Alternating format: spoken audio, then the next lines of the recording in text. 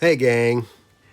Let me tell you about the day I almost made Arkansas history for all the wrong reasons. I came this close to drowning the mother of a future president of the United States. Yeah, try living with that one on your conscience.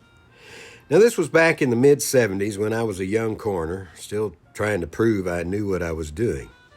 I was renting a house on beautiful Lake Hamilton down in Hot Springs.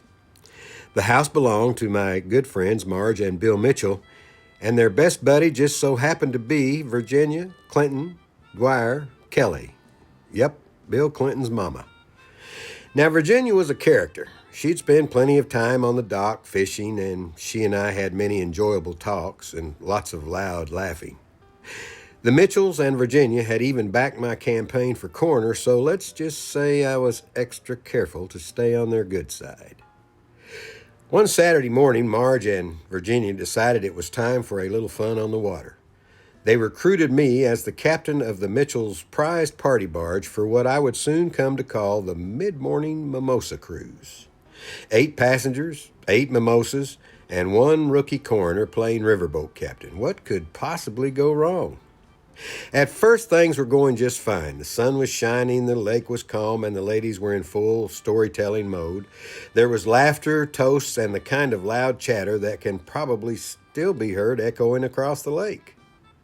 Suddenly, Marge called out in her loud voice, "Hey, coroner man, drive closer to the shore so we can wave at our friends on the docks." Well, I turned that barge toward the shoreline nice and easy, and that's when disaster struck.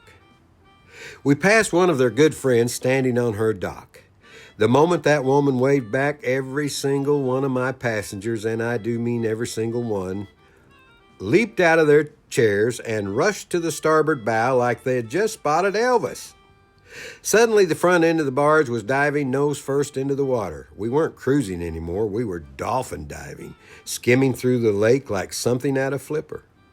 I cut the power immediately and yelled, "Ladies, get back to your seats now!"